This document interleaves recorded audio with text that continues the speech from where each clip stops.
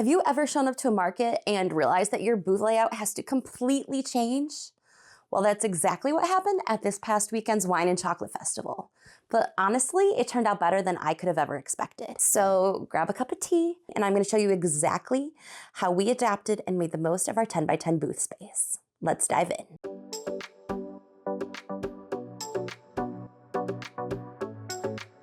If you're new to the channel, welcome. My name is Lauren. I'm the fiber artist, quilter, and surface designer behind Garden Girl Studio. Here on YouTube, I share small business tips, behind the scenes vlogs of a day in the life of an artist, and embroidery and crafting tutorials. Now, this Wine and Chocolate Festival was awesome. Honestly, if I wasn't vending, I probably would have wanted to go to this festival. There were so many food vendors, of course there were wine tastings, and I mean, who doesn't love a chocolate fountain?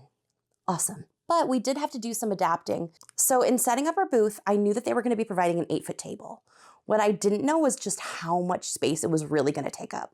Usually we use a 6-foot table. So I left that home. And when we got there, this 8-foot table, which was already dolled up with a skirt and a tablecloth that we were supposed to be using, but it was huge. So our regular shelving units that I've talked about in a previous video, I'll link it up above here, was not going to fit. So we needed to rework our whole system. What was nice about this show was that they did provide a backing wall and side walls. So I didn't have to worry about bringing our tent and fitting it into the space. I didn't have to worry about our overhead canopy or anything like that. But we did need to rethink the layout of our space because our shelving displays weren't going to fit alongside our tier 3 edged grid. So we had to think on the spot of what to do. So even with the 8-foot table along the back of the booth where our 6-foot table usually is, we still lost depth in the floor plan of our booth. We didn't have as much room along the sides.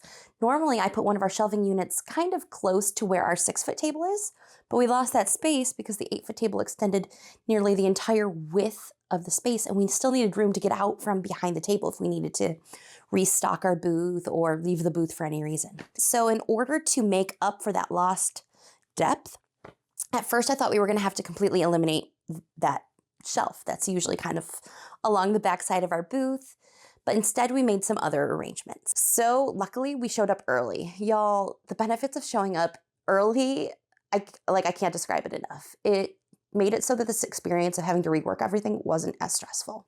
So one of the first changes we made was we had our shelves facing the aisleway. We also made sure to leave a big enough opening or gap in the center of our booth that people could walk in.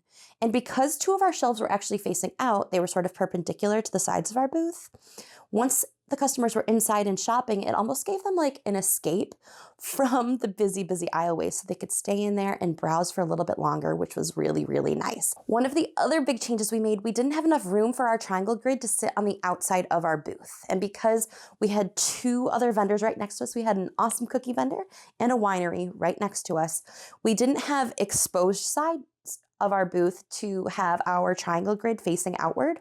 So we wound up moving our triangle grid to the back of the booth. Usually, if you've seen my previous videos, it's at the front because our triangle grid holds all of our embroidery hoops, our city hoops, our funny phrases hoops, and those stop and they draw attention. So I was really nervous to put this at the back of our booth. But what was actually a surprise benefit of putting this triangle grid in the back of our booth was that it actually drew people in. We put these funny wine and chocolate embroidered hoop art hoops at the top of the grid, and people spotted them from the aisleway, and it actually drew them in. And they also saw their city hoops, and they got closer to see if they could find their city. And once they were in there, that gave them time to shop. It actually drew them from the aisle into the booth, which was totally great. I wasn't expecting they were going to be able to read the hoops from that far away, but people must have better eyesight than me because it brought them right into the booth and then they were in there and shopping. And it actually worked out in our favor. I was worried about losing 2 of the shopping sides, but just having the one really worked out. One of the other adaptations we made was adding a little bit more signage. The customers that know me and shop with me often know about my products. They know that I can customize hoops. They know I can customize my mama sweatshirts. But this was a whole new crowd, and I guess took for granted that they might know that I could customize things. So we realized that people were walking away from our mama sweatshirts because they didn't see dog mama or cat mama on every single sweatshirt. I don't put dog and cat mama, like those little superlative add-ons on every single one because I don't know what size somebody's gonna want. And I don't want someone that wants a classic mama to not have their size available because it has a dog or cat superlative on it. So I tell my cat, dog, plant, super mama lovers, whichever superlative they want, that I can add it on for them. And I can either ship it, have it available for pickup, or if they want to iron it on themselves, they can iron it on themselves. I bring the extras with me. What we did was we added a quick handwritten sign to let them know that we could add dog or cat to any of our mama sweatshirts. And this actually, people were doing laps, like they were like going by our aisle multiple times because they wanted to hit every vendor and every winery. So they were kind of going up and down the aisles multiple times. People actually circled back that had been looking at the mama sweatshirts when they saw, oh, they can actually customize one of these other mamas to have a cat or a dog on it, which was great. We actually wound up having our mama sweatshirts, and specifically our cat and dog mama sweatshirts, be a top seller at this event, but only after we added that sign, which was super duper great. Next time I'm gonna try to print one out so that it looks a little bit fancier, but sometimes a handwritten note is simple and it will do the trick. Why did this layout work for a food crowd festival? It gave them a shopping space. It gave them a break from the crowded aisleways, but it also gave them a space to shop while they were waiting in those aisleways for their chance to do a wine sample or to taste test a cookie. So while they were waiting in line, they could shop our booth from the outside. I know it can be frustrating because at these food festivals, people just want to eat. And they're always driven to food. I mean, I'm driven to food. I'm right with you.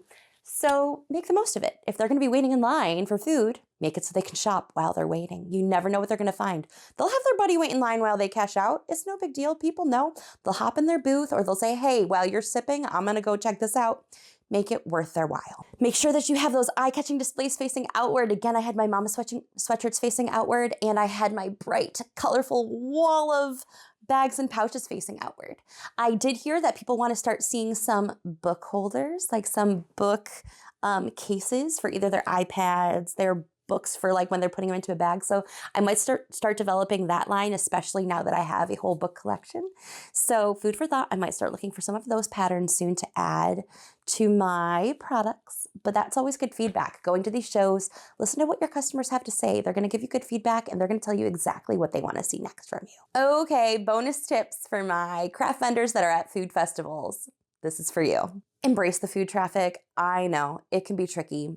Food vendors are always going to get the crowds. Guilty. I know when I'm at festivals, I love food too. So instead of being worried that all of your customers are going over to the food, just know that there's more than enough room for all of us. Turn your best products outward, face the shelves to the aisles, or just make sure that you're catering to them. Make sure that you are engaging them while they're waiting in line. If they're making eye contact or browsing your products, say hello, give them a little tidbit, and just let them know that you're there and that they can shop for you while they're waiting in line for food. And if you're at a food, wine, chocolate, cheese festival, make custom products for the people that are going to be there. We added a few new embroidered art hoops with funny wine and chocolate phrases, knowing that who doesn't love wine and chocolate, and so I'll be able to use these anywhere, but also that people that do love wine and chocolate are going to be at this show. We had a Hakuna Moscato hoop that kept drawing people over. Honestly, that one's my favorite too. So make product that are going to be good for the people that are coming to the show. If you know you're going to a wine and chocolate festival, maybe you make some extra art prints with wine glasses or chocolate or cheese or whatever type of show you're going to. You're going to be at a place where there are foodies, people who love wine, people who are just there to have a good time. So cater your products to be something that they're going to be able to use or enjoy. Here's a big one. Prepare for messy accidents. We got lucky at this show. We were fine, but a couple other vendors were not so lucky. So we're at a wine festival and, well, drunken shenanigans can happen, whether we like it or not. And unfortunately, one of the other vendors in a different aisle had some drunken mess that they had to clean. And so I was chatting with the other vendors, like, what do you do? I guess I have to be the adult in the situation. Like, how do I fix it if someone gets sick on my booth or like on my table? Well, they recommended bringing some extra tablecloths. And honestly, while you hope it doesn't happen, life happens. Sometimes people get sick. Once I was working at the flower shop, before I was doing all of this, in case you didn't know, I worked at a flower shop. And yeah, little kid wasn't feeling good. He came over, poor kid, and threw up right in front of me. It happens. So best thing we can do is prepare. Bring some extra tablecloths. Know where the organizers are for the event. If you need help cleaning it up, they're going to have cleaning products on hand. Know who to contact. Bring a few extra supplies just in case, but just be prepared because accidents happen. And it's okay to protect your products. This was actually a great show. The shoppers were super respectful. They were great. Most of them didn't even bring wine into the booth, and the ones that did were very, very careful. But I've been to other shows where we've had some scary moments. I was once at a show where there was a specialty oil vendor next to me giving out oil taste samples in these tiny little plastic containers. And he was pouring them like very close, like handing them out very close to my product. And people were bringing them into my booth. And as a fabric vendor, just my mind was on oil stains. I was so scared there were going to be oil stains on the products all over my booth. And oil is hard to get out. I was very nervous. So don't be scared to speak up a little bit to protect your products. It's okay to politely ask someone to be mindful as they're sipping or tasting if you're worried about your product. Be gentle, be kind of polite. You don't want to scare them away, but it is okay to, if you don't want to have someone, speak to them directly, you could put up a little sign, please no food or drink, or, please, keep your careful hands. You can come up with a cutesy fun sign if you have to, but it's okay to speak up to protect your product. It's your livelihood, and it's okay to politely say something if you're worried about your product. In the case of the oil vendor, I just spoke to the coordinator and said, hey, maybe next time, let's not put an oil vendor next to a fabric vendor. Just a little feedback. Sometimes friendly feedback goes a long, long way. And in general, we wind up being okay, but you never know. I mean, I know that you spend a long time hand making your products. It's okay to protect them and to keep them safe. It is your livelihood. And this was kind of a cool event because there was actually a break in the middle of it. So there were 2 sessions. People paid to come in and do their wine tastings for each session.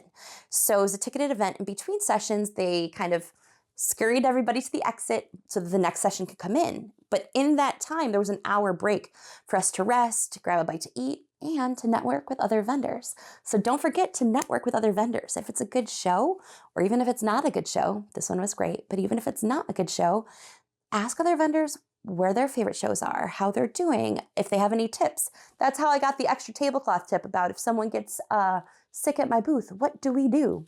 I talk to other vendors. There's more than enough room and enough business for all of us. So share, chit chat. We shared some of our favorite shows and tips along the way. And honestly, make some friends. You're probably going to see some of these vendors at other shows too. I hope this helps you feel more confident if you ever get into the situation where you've got a quick scurry and rearrange your booth. Number 1 tip, get there early so that you have time, so that you're not worrying about having to rearrange. Honestly, go with the flow. If it's the first time, if we work with this group again, now we know. Take pictures so you can remember the different ways that you set up your booth and the way that you navigated in these situations. And also take notes. I take notes after all of my shows to say what worked, what didn't, and what we might need to change for next time. So show up early, take some notes, and take some pictures so that you know exactly how to handle this for your booth and your setup in the future. All of our booths and all of our setups are going to be a little bit different at each show, but if you have a major change, it's good to take those notes so you know what to do for next time. If you've ever had to face a situation or run into one of these issues at one of your own markets, let me know in the comments below. I'd love to hear your story. Goodness knows we can commiserate or sip our tea over navigating these fun markets. So I hope this helped you as market season is getting started. If there's anything else you want to hear, any ways I can help you, just let me know in the comments below. I'd love to chit chat, friends. And until next time, happy stitching.